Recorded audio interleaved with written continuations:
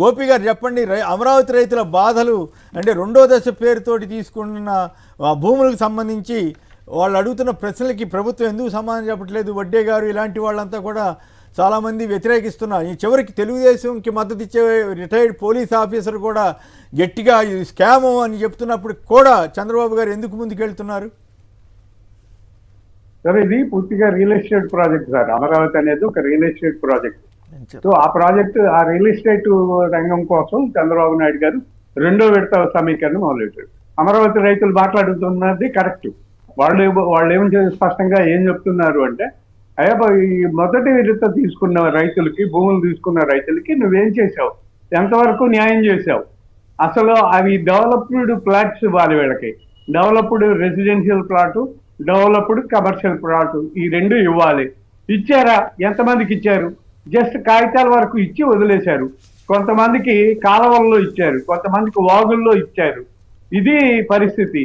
So ఈ పరిస్థితుల్లో మేము మళ్ళీ రెండో విడత నేను ఎందుకు ఇవ్వాలి అనేది మాట్లాడుతున్నారు ఆ రైతులు. దాదాపు 11 గ్రామాల్లో రెండో విడత భూ సమీకరణ చేస్తున్నారు. దానికోసం గ్రామ సభలు నిర్వహిస్తే ప్రతి గ్రామంలో కూడా తెలుగుదేశం అభిమానుల రైతులు తప్ప మిగిలిన వాళ్ళందరూ కూడా ప్రభుత్వ అధికారులను నిలదీస్తున్నారు. మొదటి విడత సమీకరణ చేసి 12 ఏళ్ళు 13 ఏళ్ళు అవుతుంది. మరి వాళ్ళకి ఏం చేశారు? ఒక్క రైతుకైనా సరే డెవలప్డ్ ప్లాట్ కానీ ఇచ్చారా? సో ఇలా ఇవ్వకుండా ఇప్పుడు రెండో విడత భూమి తీసుకెళ్లి ఏం చేస్తారు? ఈ చంద్రబాబు నాయుడు గారికి మరి ఇది ఏం పిచ్చి పట్టిందో నాకైతే అర్థం కావట్లేదు. కానీ భూములు రైతుల దగ్గర నుంచి లాక్కోవడం, ఆయన ఏదో ఒక పేరు పెట్టి లాక్కోవడం చేస్తున్నారు. ఇది సమర్థనీయం కాదు.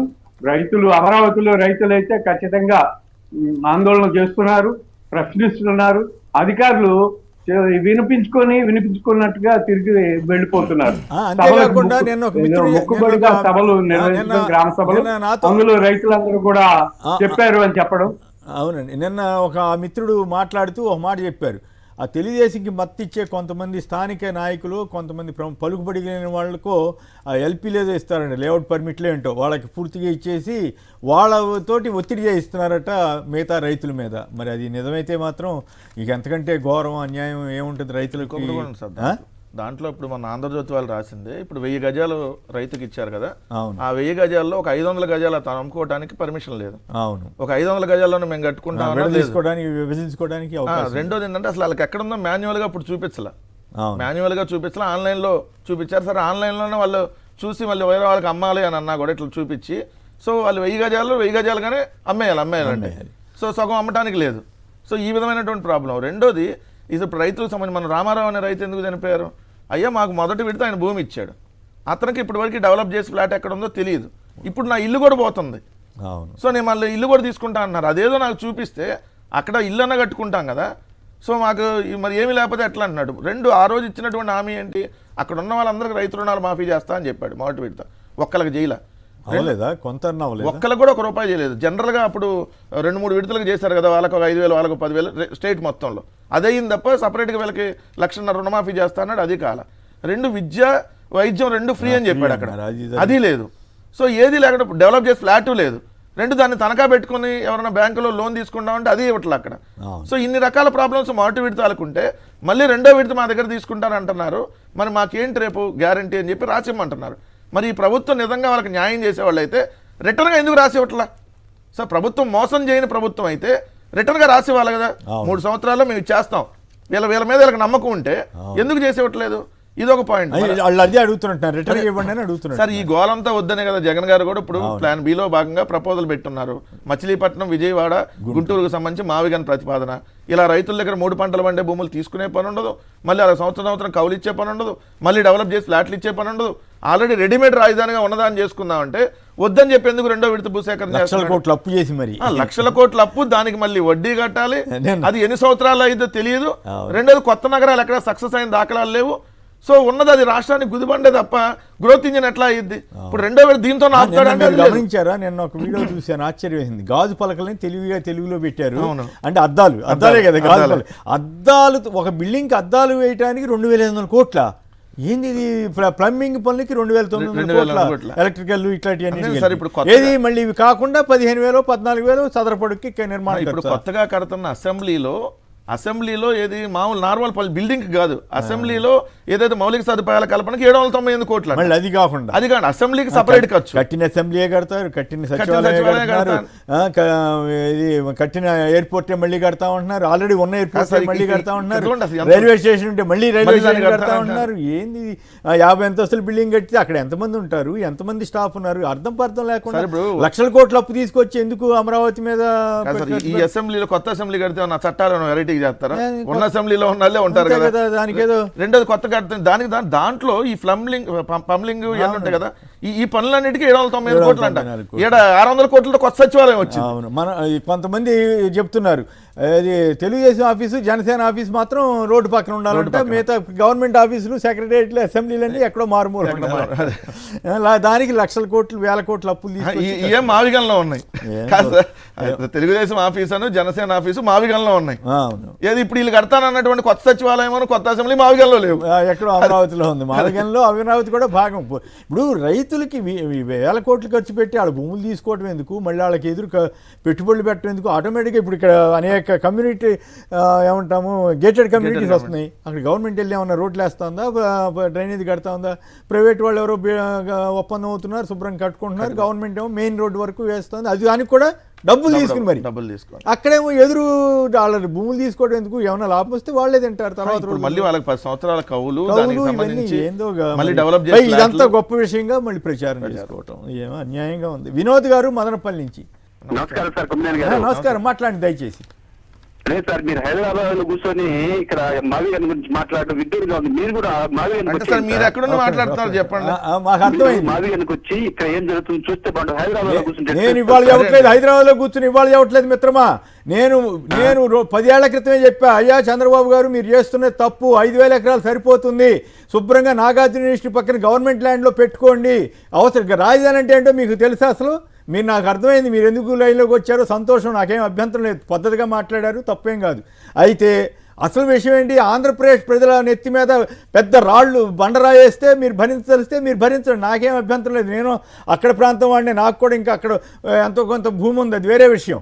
ఇక్కడ పాయింట్ ఏంటంటే 5,000 ఎకరాలు తీసుకుంటే ఎక్కదక్క మొన్న ఉండవల్లి గారు కూడా చెప్పారు కదా, హైదరాబాద్లో అన్నీ కలిపి కూడా గవర్నమెంట్ క్వార్టర్స్ అన్నీ కలిపి కూడా 2,250 ఎకరాల్లో ఉంటే అక్కడ ఇన్ని వేల ఎకరాలు తీసుకుంటున్నందుకు మీరు అడగాలి, ఏమయ్యా ఎందుకు ఇట్లా తీసుకుంటున్నారని అడగాలి. అట్లా కాకుండా భయం చేస్తే మీ కర్మ. మేమేం చేస్తాం? మేము మీ తరఫున మాట్లాడుతున్నాం, ప్రజల తరఫున మాట్లాడుతున్నాం, రైతుల తరఫున మాట్లాడుతున్నాం. ఇప్పుడు అదే రైతులు నాకు ఫోన్ చేసి అదే రైతు నన్ను ఎందుకు మీరు నిలబడాలండి అని ఎందుకు అడిగారు? అదే రైతు మాకు నష్టం జరుగుతోందండి, ఆంధ్రప్రదేశ్ ప్రభుత్వం మమ్మల్ని వేధిస్తోందని ఎందుకు చెబుతున్నారు? అంటే జరుగుతున్న బట్టే కదా, లేదా చెప్పరు కదా. అంతకుముందు మమ్మల్ని తిట్టారు కదా కొంతమంది, అక్కడ వాళ్ళు అందరూ కాకపోయినా కొంతమంది ఇప్పటికి కూడా కోర్టులకు వెళ్ళారు కదా, మాకు అన్యాయం జరుగుతోంది భూ సమీకరణ పేరుతో అని. మీరు ఆ విషయాలు గమనించకుండా లక్షల కోట్లు తీసుకొచ్చి ఒకే చోట ఖర్చు పెడితే ఆ భారం అంతా మొత్తం మదనపల్లిలో ఉన్న మీరు భరించాలి, ఉత్తరాంధ్ర విశాఖలో ఉన్న వాళ్ళు భరించాలి. అది అర్థం చేసుకోకుండా మీరు పద్ధతిగా మాట్లాడండి, తప్పేం కాదు. ఇది మీ విధానం. లక్షల కోట్లు అక్కడ పెట్టడం తప్పు కాదని మీరు చెప్పండి, నాకేం అభ్యంతరం లేదు. కానీ నా అభిప్రాయం 10 ఏళ్ల క్రితం ఏముందో ఇప్పుడు అదే ఉందని మాత్రం నేను చెప్పదు. ఒక్క నిమిషం గమనారు. ఇప్పుడు ఎవరైతే మాట్లాడారు, ఇప్పుడు ఆయన హైదరాబాద్ లో కూర్చొని మాట్లాడుతున్నారు, మీరు అన్నారు కదా, అసలు ముఖ్యమంత్రి ఎక్కడ ఉంటున్నారు? ముఖ్యమంత్రి ఇల్లు ఎక్కడ ఉంది ఈరోజు? ఉప ముఖ్యమంత్రి ఎక్కడ ఉంటున్నాడు? మంత్రులు ఎక్కడ ఉంటున్నారు? సో హైదరాబాద్లో కూర్చొని మాట్లాడటం తప్పు అంటే మరి ముందు వాళ్ళకి చెప్పాలి కదా, అయ్యా చంద్రబాబు నాయుడు గారు మీరు ఎందుకు హైదరాబాద్లో ఇల్లు కట్టుకున్నారు, ఇప్పుడు కొత్తగా హెరిటేజ్ ప్లాంట్ని హైదరాబాద్లో ఎందుకు పెడుతున్నారు, మీరు అన్న అమరావతిలో పెట్టొచ్చుగా. ఇదే మీరు అడిగిన క్వశ్చన్ మిత్రమా. ఎవరైతే మీరు అన్నారో, మీరు మావిగన్ గురించి మీరు హైదరాబాద్లో కూర్చొని మాట్లాడుతున్నారు, మీకు ఏం తెలుసు అన్నారు కదా. సరే, మీకు తెలిసినప్పుడు మీరు అడగండి, మరి ముఖ్యమంత్రిని ఎందుకు మరి ఇక్కడ ఈరోజు హెరిటేజ్ ప్లాంట్ అమరావతిలో ఎందుకు పెట్టట్లా, హైదరాబాద్లో ఎందుకు పెడుతున్నారు? మరి ఆంధ్రప్రదేశ్ ముఖ్యమంత్రి కదా ఆయన. హైదరాబాద్లో మనం చూస్తున్నాం కదా, ఏ గవర్నమెంట్ అన్నా మొత్తం మనందరికీ లేఅవుట్లు వేసి డ్రైనేజీలు వేసి అన్ని చేసి అక్కడికక్కడ జరుగుతుంది. వాళ్ళ నాశనాలు వాళ్ళే కోరుకుంటే మనం చేయగలిగింది ఏం లేదు కదా. ఎవరు? హలో, అంబటి రామకృష్ణ సూర్య గారు ఎవరు ఉన్నారన్న? సూర్య విజయవాడ నుంచి. సూర్య నమస్కారం, మాట్లాడండి. నాకు నమస్తే, నా పేరు సూర్యారెడ్డి. నాకేంటంటే అమరావతి విషయంలో, రైతుల సంబంధం విషయంలో చంద్రబాబు గారు ఒక వర్గం, అంటే ఆయన సామాజిక వర్గం కాదండి, ఏ వర్గం ఆయన సపోర్ట్ చేసే వర్గాన్ని ఏటీఎం గా మార్చాలని చూస్తున్నారని చెప్పి నా అనుమానం అండి. ఆయన అమరావతిని మన వర్గానికి ఏటీఎం గా మార్చడానికి ప్రయత్నిస్తున్నారు అని వర్గానికి చెప్పి నా ATM గా అనుమానం అండి. మార్చడం. ఇప్పుడు ఆటోమేటిక్గా డెవలప్ అయ్యి వాళ్ళకు కూడా లాభపడితే మనం ఏం బాధపడక్కర్లేదు మిత్రమా. కాకపోతే ఇప్పుడు ఇన్ని వేల కోట్లు, ఇప్పుడు 2 లక్షల కోట్లు అవుతుందని వాళ్ళే చెబుతున్నారు కదా, ఎకరాకి 2 కోట్లు ఖర్చు అవుతుందని. సో అటువంటి అన్ని లక్షల కోట్లు మొత్తం రాష్ట్రం అంతా ప్రజలందరూ భరించాల్సిందిగా అప్పు తెచ్చినా బడ్జెట్లో పెట్టినా ఆ పాయింట్ జనంలోకి వెళ్ళకూడదు అన్నది వాళ్ళ ఉద్దేశం. అందుకనే మావిగన్నని వచ్చిన తర్వాత, అంటే విజయవాడ, గుంటూరు, హైదరాబాద్, మన మచిలీపట్నం అని వచ్చిన తర్వాత జనానికి అర్థమవుతుంది, అవును ఎందుకు ఇన్ని వేల కోట్లు ఖర్చు పెడుతున్నారు, దుబారా చేస్తున్నారు. మీరు ఎక్కడైనా విన్నారా? ఒక బిల్డింగ్కి 1-2 బిల్డింగ్లకి అద్దాలు పెట్టడానికి 2,500 కోట్లు ఘనంగా ఖర్చు పెడుతున్నామని ఎల్లో మీడియా అనేది చెప్తా ఉంది కదా. సో అద్దాలు ఖర్చు పెడతానికి 2,500 కోట్లు ఖర్చు రైట్ అని చెప్పేవాళ్ళు చెప్పండి, నాకేమైతే అభ్యంతరం లేదు. మేము మాబోటి వాళ్ళం, అయ్యా ప్రజల ధనం జాగ్రత్తగా వాడండి, జవాబుదారీగా ఉండండి, అవసరమైన మేరకు తీసుకోండి, మీరు సెక్రటరియట్ కట్టండి, అసెంబ్లీ కట్టండి, తప్పేం లేదన్నాం. తీసుకెళ్ళి ఎక్కడో మూల కట్టారు, ఇప్పుడు మళ్ళీ అన్నీ మళ్ళీ కొడతామంటున్నారు. సరే అయినా కూడా ప్రజలకు ఇష్టమైతే మనం ఏం చేయలేం. ఇప్పుడు మేమే అక్కడి నుంచి ఏదో చేసేమని చెప్పట్లేదు కదా. రైట్. అంబటి రామకృష్ణ గారు, పిసిసి ప్రధాన కార్యదర్శి, నమస్కారం, మాట్లాడండి. సార్ నమస్తే సార్. నమస్తే, ఇప్పుడు మాట్లాడు. అమరావతిలో ఇప్పుడు ఏదైతే సెక్రటరీ అంటే గవర్నమెంట్ ఎసెన్షియల్ గవర్నమెంట్ పాలనా విధానానికి కావాల్సిన ఏదైతే సెక్రటేరియట్, హైకోర్టు, లేకపోతే అసెంబ్లీ, లేకపోతే ఎమ్మెల్యే క్వార్టర్స్ ఇదని దీన్ని ఎవరు వ్యతిరేకించలా. అవును, దీన్ని ఖచ్చితంగా సరే ఆ రోజు అది ఫర్టైల్ ల్యాండా ఏంటా ఏదైనా కానీ గవర్నమెంట్ డిసైడ్ చేసుకుంది, దాన్ని ఎవరు కాదనలేదు, అక్కడ వరకు ఆపుకోమని చెప్పింది. కానీ ఇవాళ ప్రజలందరూ అడుగుతా ఉంది ఏంటి, మీరు ఏదైతే 50,000 ఎకరాలు ముందు తీసుకున్నారు, ఇప్పుడు ఇంకొక 50,000 ఎకరాలు తీసుకుంటా అంటున్నారు, ఎకరానికి 2 కోట్లు కావాలంటున్నారు, ఇంత డబ్బు ఖర్చు పెడతాను అని మీరు చెప్తున్నప్పుడు అది ఇందాక మీరు కోట్ చేసినట్టు ఇప్పుడు రాష్ట్రం 2 లక్షల కోట్ల అప్పులు సార్. అవి 2 లక్షల కోట్లు గవర్నమెంట్ దగ్గర డబ్బు లేదు. ఆయన చెబుతున్నారు ప్రభుత్వ ఉద్యోగుల జీతాలకే మొత్తం డబ్బు అంతా అయిపోతుందని ఆయన చెబుతున్నారు. అదే 2 లక్షల కోట్లు రాష్ట్రం మొత్తం అన్ని జిల్లాల్లో కనుక పెడితే అన్ని జిల్లాల ప్రాజెక్టులు కంప్లీట్ అయ్యి అన్ని జిల్లాలు సస్యశ్యామలంగా ఉంటాయి. చంద్రబాబు గారికి మంచి పేరు వస్తుంది కదా. వెళ్ళనివ్వకుండా మీరు కమ్యూనిస్ట్ పార్టీలకు సంబంధించిన రాఘవులు గారు కానీ, సిపిఐ నారాయణ గారు కానీ, అటు మేధావి వర్గానికి సంబంధించిన జయప్రకాష్ నారాయణ గాని, లేకపోతే పత్రికా వర్గానికి సంబంధించిన ఈటీవీ కానీ, TV5 కానీ, లేకపోతే ఏబిఎన్ ఆంధ్రజ్యోతి కానీ, వీళ్ళందరూ ఒకటే కంఠంతో కంప్లీట్ అవ్వాలి. ఏమి కంప్లీట్ అవ్వాలి, ఎంతతో కంప్లీట్ అవ్వాలి, ఇది మాట్లాడట్లే ఎవరు. కంప్లీట్ అవ్వాల్సింది ఏంటి, ఎంతతో కంప్లీట్ అవ్వాలి, అది రాష్ట్రం పైన ఎంత భారం పడతా ఉంది, అది మిగతా రాష్ట్రం అంతా ఎంత సార్. ఒక్క మాట సార్, ఇవాళ అమరావతి రైతులకి గజం 1,00,000 రూపాయలు అయిందని చంద్రబాబు నాయుడు గారు చెప్తున్నారు. అక్కడ ఎంత ఉందో మీకు నాకు తెలియదు, గజం 1,00,000 రూపాయలు అని చెప్తున్నాడు ఆయన.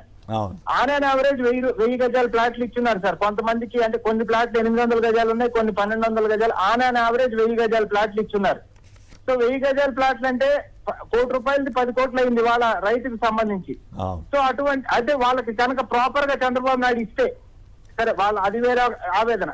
కానీ కోటికి 10 కోట్లు అయినప్పుడు ఈవెన్ దాన్ని వాళ్ళని మనం త్యాగదనులు అంటున్నాం. ఎవరిని? అమరావతి రైతుల్ని త్యాగం చేశారు రాష్ట్రం కోసం అంటున్నాం. మరి 2 లక్షల కోట్ల అప్పు భరించడానికి సిద్ధపడ్డ రాష్ట్ర ప్రజలందరినీ ఏమనాలి? వాళ్ళ ప్రాజెక్టులన్నీ ఆగిపోయినాయి, మా ప్రాంతం అభివృద్ధి పరిస్థితి ఏంటి అని గోల్ చేస్తున్న ఆ ప్రాంతాల యొక్క రైతుల్ని వాళ్ళందరినీ ఏమని మాట్లాడాలి? వాళ్ళ త్యాగాలను గురించి ఏమని మాట్లాడాలి? ఇదేది కూడా కనీసం కమ్యూనిస్టులు మాట్లాడకపోవడం విచిత్రంగా ఉంది కదా కొమ్మినేని గారు. ఈ విషయంలో అంతో ఎంతో సంబంధం లేని పక్క రాష్ట్రానికి సంబంధించిన మా రేణుకా చౌదరి గారితో సహా కలిపి అంటున్నారా? ఆవిడ మరి పిచ్చిగా మాట్లాడలేదు.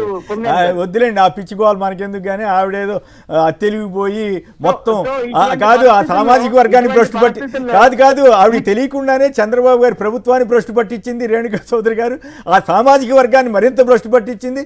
మిగతా సామాజిక వర్గాల్లో ఇదేం దరిద్రం అనే పరిస్థితి ఆవిడ తెచ్చింది. ఆవిడ మీ పార్టీ నాయకురాలే కదా, పోనీ ఏం చేద్దాం. రైట్.